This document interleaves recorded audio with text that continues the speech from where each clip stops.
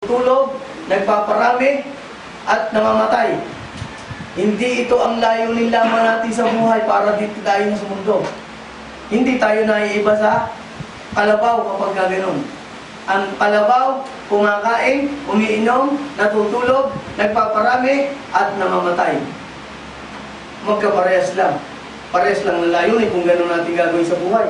Tayo ay gano'n lang ginawa natin, tapos namatay na mamaya.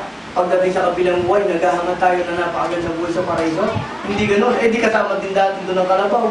Para tayo mga hayop lamang, hindi gano'n po mga kapatid. Kung gano'n lamang ang ating layunin, kumain, matulog, magparami at namatay, hindi tayo naiba sa hayop. Sinong gusto dito tawagin siya kalabaw? Wala. Lahat tayo tao. So iba, sabihin, pag sinabi ko sa iyo, ano pagkakaiba mo sa kalabaw? Ay, baka magalit pa sa akin. Aba, tao ko, huwag mo tawagin kalabaw. Ibig sabihin, hayop. Pero, ang ginagawa natin ay hindi na iba sa kalabaw. Kumakain lamang, natutulog, umiinom, at nagpaparami at mamamatay. Hindi tayo niligada. Isa ang niliga sa atin, may layunin tayo. Ha? Ang layunin natin ay pagsamba lamang sa Allah, sa Panginoon Diyos. Pagsamba. Iisa lamang natin sasambahin, yung lumikha lamang na langit at lupa, nagbigay sa atin ng hangin para tayo mabuhay.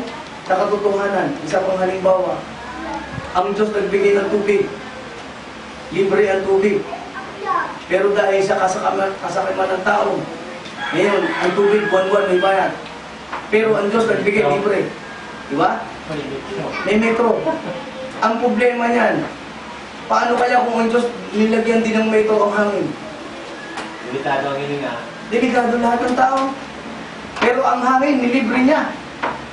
Kung nilagyan niya ng metro, may bill ka buwan-buwan para sa iyong hangin na lang kapag ikaw ay mabuhay, buwan-buwan na may 30 mil na sisigiling sa iyo ang Diyos, may sekretareng darating dyan, oy, ang hangin mo bayad. Eh, hindi ka nakabayad, ano nangyayari? Patay. Moto ng hangin mo. Diba? Mapakalinaw sa atin, mapakalinaw na halimbawa ito. Pero anong ginagawa natin? Nilalanghap natin ang hangin, nagpapakasaya tayo sa mundo, pero wala tayong ginagawang pagsamba. Kaya ito ngayon ang ibig sabihin. Brother Hamad, gusto ni Brother Hamad na may parating sa inyo ang Islam. Kahit sa maiksing panahon, siya ay nagsikap na umuwi. Kahit wala siya sa labi na iuwi, alhamdulillah, sinikap pa rin niya makarating dito para sa unang-una sa kanyang pamilya, sa kanyang mga kaibigan, sa kapitbahay, upang iparating sa inyo kung ano ang kanyang nalaman, ang kanyang natutunan. Hindi para kayo pilitin. O hindi kayo para isuhulan kayo, mag-Muslim kayo, hindi kayo, walang suhulan sa Islam. Walang sinusuhulang Muslim para sa Muslim, wala. Katotohanan, libre ang pananampalataya ng Islam. Saan tayo pumunta? Doon pa sa may bayad.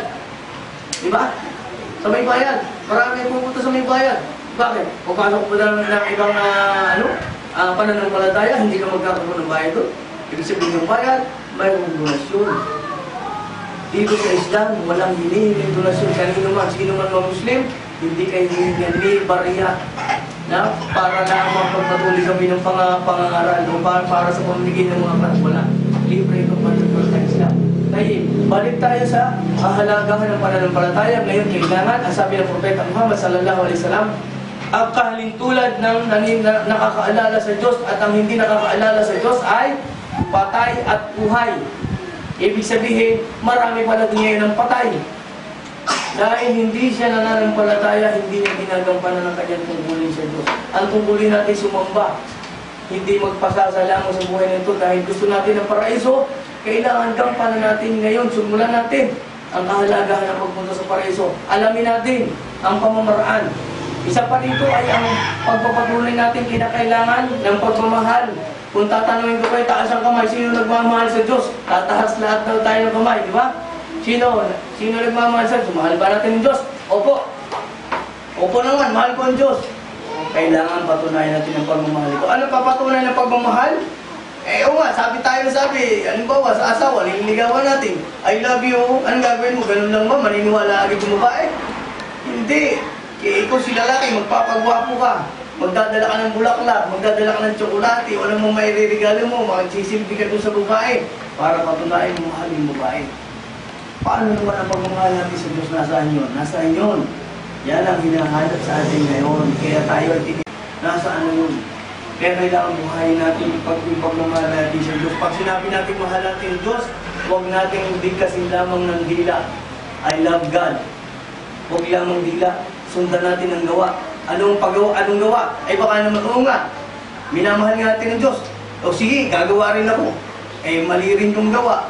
Ay hindi rin magkakatugma. Kailangan ang pananampalataya ay may kasamang gawa. At itong gawa na ito ay umaayon sa ipinag-utos ng Panginoon Diyos, hindi kontra. Sino nung nililigaw mo ba eh? Ang ayaw niya na ikaw ilasing, ligaw ka ng ligaw sa kanya. Pagdadating mo sa panliligaw doon, anong tsura mo, lasing na lasing ka. Ayaw ng babae ng lasing ko. Ay di sala yun, hindi sasagutin ka ba? Katulad din sa Diyos, sabi niya, sumuko kayo, ya ayuhan naso ubutu rabbakum alladhi khalaqakum walladhina min qablikum la'allakum tattaqun. Sabi ng Panginoon Diyos, usang katauhan, mga tao, sambahin ninyo ang Panginoon Diyos na lumikha sa inyo upang kayo ay maging matuwid, masunurin, matatakutin sa Kanya. Yan ang gusto ng